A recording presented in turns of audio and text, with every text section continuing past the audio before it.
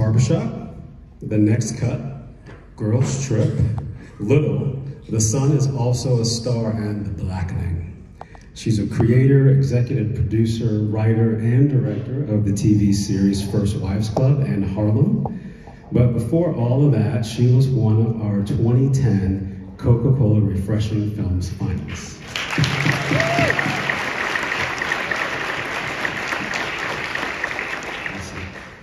Okay, so Tracy, let's talk about this amazing career of yours. You graduated from USC in 2010. And, oh, got some Trojans. I think the actual women's basketball team is playing in the finals, so that's pretty awesome. Then you went on to co-write movies like Barbershop, The Next Cut in 2016, only 6 years later. That's pretty amazing. And you are the first Black woman to write a film that grossed over $100 million with Girls Trip.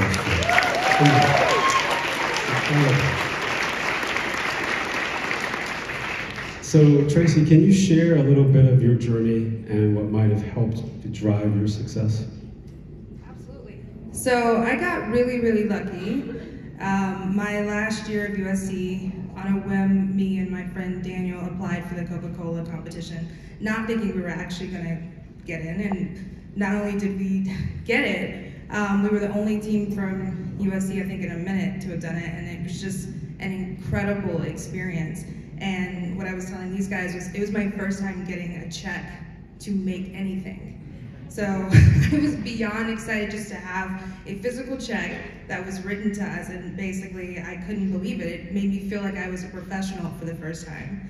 And using that check, and we use every single cent of it to make our Coca-Cola commercial, and it made me feel like a real producer, because you just had something in your hand that was tangible that kind of validated your dreams. And prior to that, I was aspiring. Prior to that, I would borrow money from my parents or shoot stuff at my friends' places and just kind of nickel and dime and try to find my way, you know, to making something. And this was the first time that I actually had real money in hand to make a commercial. And after that, it gave me the confidence to continue making stuff. And to this day, I tell people my first job was through Coca-Cola. And so from there, I did a web series called The Misadventures of Awkward Black Girl, which became kind of, thank you, for the two people who saw it, thank you. That kind of became the template for Insecure on HBO. And Issa and I, at the time when we were making the web series, she, you know, partnered with me because I had experience making something. And at that time, I had the Coca-Cola commercial, and then I had a couple of shorts from USC, and that was it. And then from there, that experience got me into television, and people couldn't believe that I had anything to show for it, and that's because of Coke, honestly. And so what I tell people that are coming up is that you don't have to wait for people to give you an okay. Sometimes just a little bit of money or a little bit of resources and you can make something. So for me, that was my calling card along with the web series, and that's how I was able to get started. It was just showing people examples of my work, and I started with very, very humble beginnings.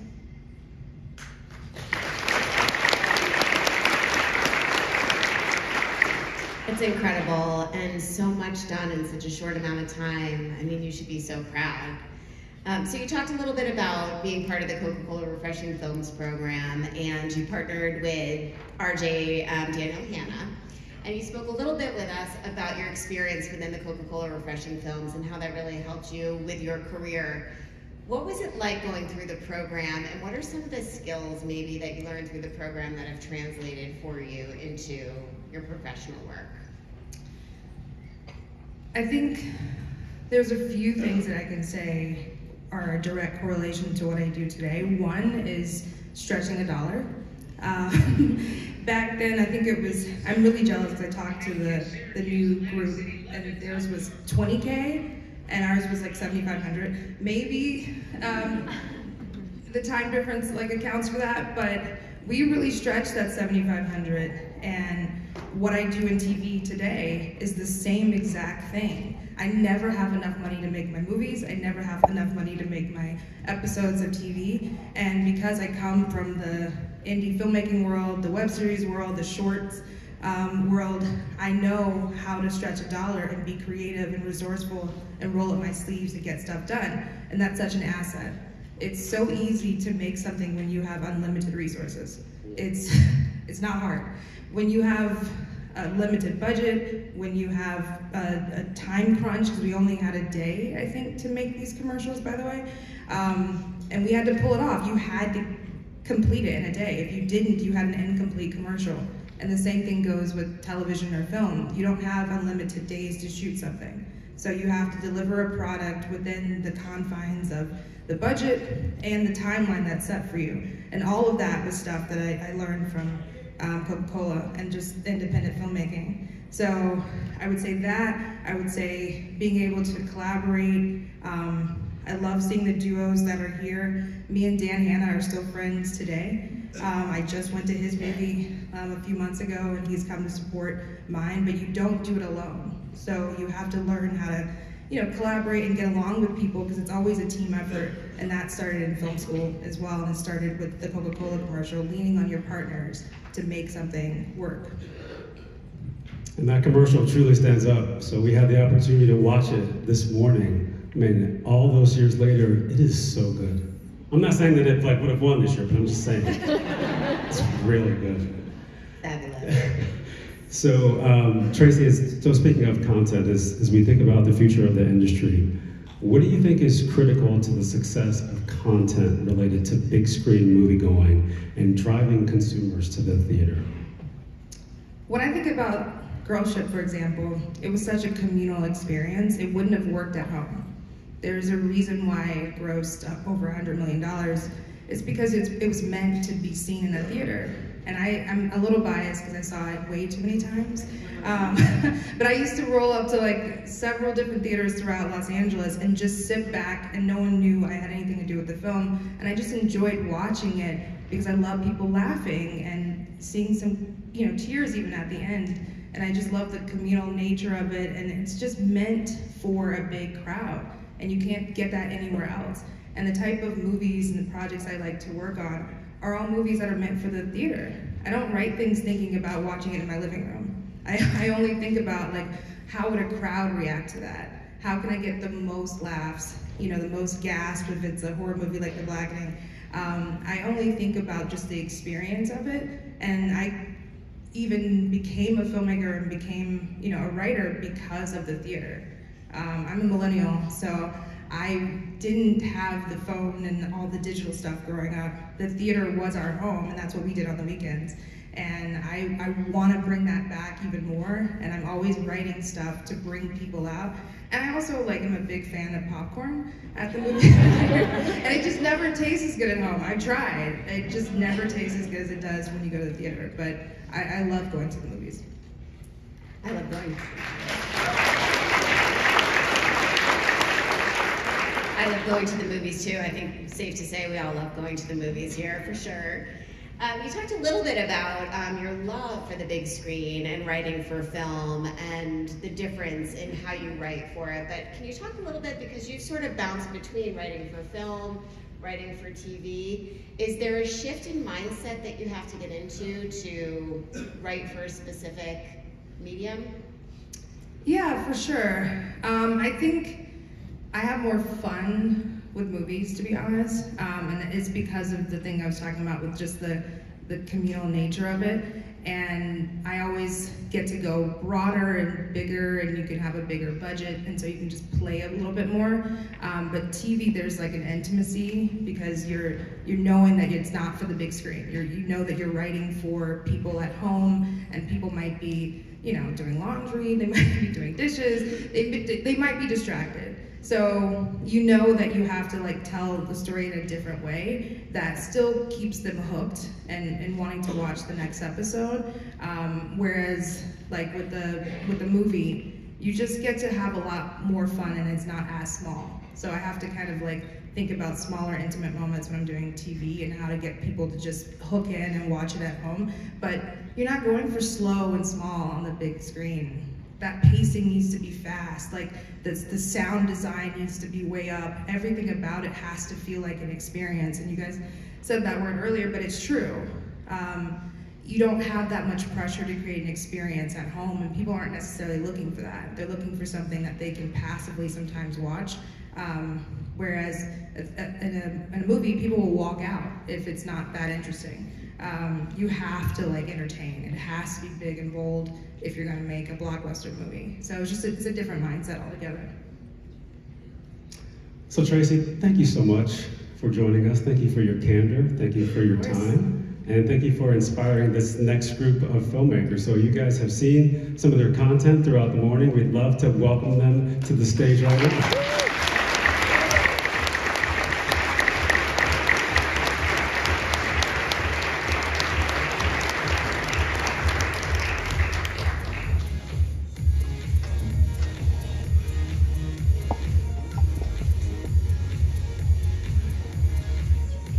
Welcome, the 2025 Coca-Cola Refreshing Films finalists.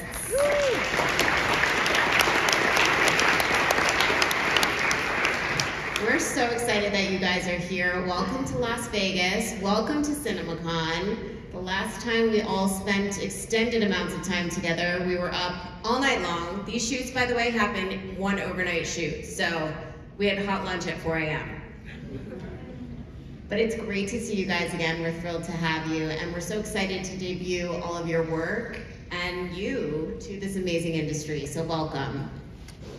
While we're here, we thought we'd ask you a little bit about your experience in the program. Sound good? Okay. All right, let's see. We're gonna go to Aiko and Lexi. Let's go to you guys first, okay? So now that you have both been through the program, how has the program impacted your life? Let's go with you first, Aiko. Yeah, of course. Well, this program has had such a profound impact on my life. I first heard about this program when I was in middle school, and I ended up seeking a college that would offer this. And now, having gone through the program, I cannot believe how instrumental it has been professionally and personally. I feel so much more confident now in my decision to pursue this path as a filmmaker. That's amazing. Yeah. Building off of that, this program has taught me so much. I mean, film school gave me such a great foundation of the film industry, but this program has really given me the opportunity to take that knowledge and put it into use. And, you know, with that and with this project, I've been able to learn and grow and most of all fail as a filmmaker in a safe environment, and it's really been invaluable. Thank you. KL and Grace, you guys did a great job on Screen in Love. Love that one. So let's go to you. How did your life experiences make this project more special to you? And how did that impact the story that you told? First, thank you for the question. I do want to highlight that in the fall of last year, I was the first person in my family to graduate from college.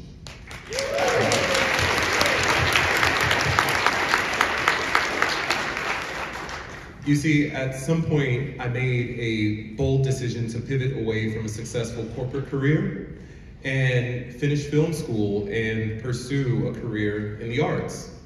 I was initially discouraged from doing so in order to pursue a field, a career that guaranteed financial stability, right? Parents want the best for us to protect us. But in my heart, I always knew I was a storyteller, that I was an artist, and I wanted to inspire and motivate people, right, from across the globe. And so, don't get me wrong, I was able to have a successful corporate career. I'm an award-winning facilitator, and I've been able to oversee and manage accounts for Fortune 500 companies. But again, I wanted to reignite that passion. During this journey, I have made and experienced a lot of challenges. There's been a lot of hurdles. But fast forward, I'm now here being able to create content for Coca-Cola. And so this opportunity speaks to the fact that when you pursue your passion, when you pursue what you love, the universe really does align and answer in ways that you cannot even imagine. So I'm extremely grateful for not only Coca-Cola, the CCRF team, but also all of the partners. And now I feel more confident and more prepared to tackle bigger projects with bigger budgets and bolder risks. Thank you.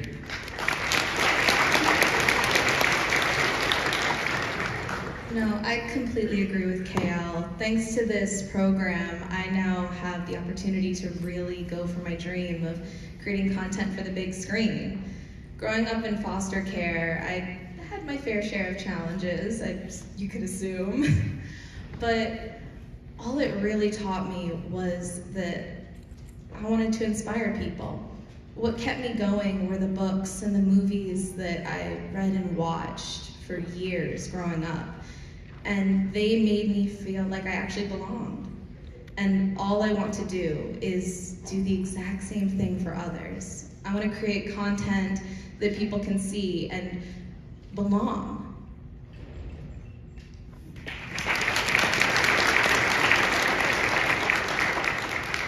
That was beautiful. Viola, Mira, I'd love to come to you all next. Our creators of the Cinema's Groove. So you're both full-time students and working professionals, which is like the ultimate juggle. How does this experience prepare you for other professional experiences? Hi, yeah, I actually just left 6 years at Lucasfilm, and I'm currently interning at a different studio, and so my experience has been working for a studio and delivering content to a studio, so this has been a very, very different experience for me because I've never had to deliver a product to a brand, and so I've learned so much from this, and I got to work with a bunch of USC students who I would have never been able to work with before, and that was really great, especially a few months before graduation, so I'm really grateful for this experience.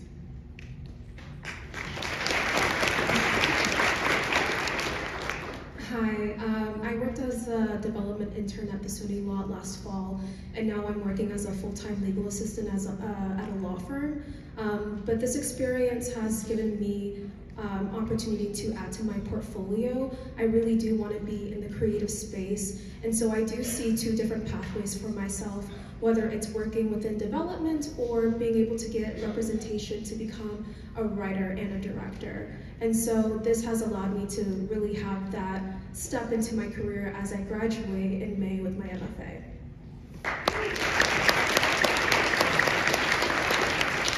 Okay, so over to Maddie and Minnie, you guys are going to close us out. In the previous Insights session led by Em, we learned a lot about Gen Z prioritizing connection and experience. And going to the movies can also be a form of self-care and spending time with others. What does it mean to be creating content specifically for your demographic, Gen Z? Yeah, it's really inspiring to work on a project where I am the intended audience. It's really helped me realize that at my core, I am a storyteller, and that, I think everyone has a unique way of looking at the world and expressing what they see based on life experiences, and this whole process has really pushed me to want to share my viewpoint in a way that I hadn't before. My friends and I, we see going to the movies as such a great way to connect and be with each other, whether it is experiencing big moments of excitement together when you see like Avengers Endgame, or getting dressed up together to go see Barbie. There truly is no experience more unique than seeing a movie in the theater.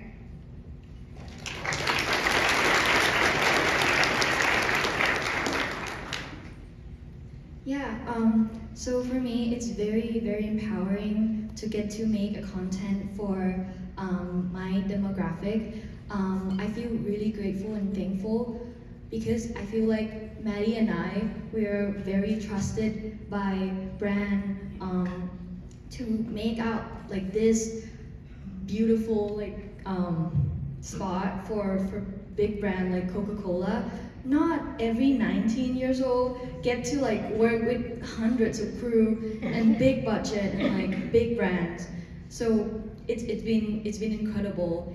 And what is cool is that I'm from Thailand, born and raised in Thailand, and Coca-Cola and the whole experience of watching movies with friends is very relevant. And because this is very international, I can share the work that I put my heart and soul into with them, and then they can feel connected to, and that makes me and my family very incredibly proud.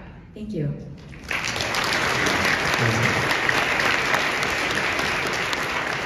Okay, so before we let you guys go and go crazy on slot machines, we're going to ask Tracy one last question while we have you here. Tracy, any advice that you would give to this cohort of Coca-Cola Refreshing Films, or maybe anyone in the audience who's thinking about a redo, or maybe a rerun, or maybe a restart of something that you wish you had done but maybe didn't have the courage? I think you guys already have a great head start in this because you've learned how to make something. And the biggest thing that I've learned in my career is that no one asked for Girls Trip, for example. We just made it because we believed in it and we figured out how to make it happen. And so a lot of times in your career, you're gonna be faced with a lot of rejection, a lot of no's, a lot of people saying this can't work. And the only way to prove something works is to do it. So sometimes you have to be your own boss and just make it happen. And you have the resources. All of you guys are so talented. So you can just do it yourself and like figure it out. But no one's sometimes gonna give you the keys to the kingdom. You have to take it and you have to make it on your own. So I hope you guys use all of the resources that you have and keep making stuff. People wanna hear your voices and see your stuff, and they may not ask for it. Sometimes you have to show them what you're capable of. So I think that's the best way to move forward.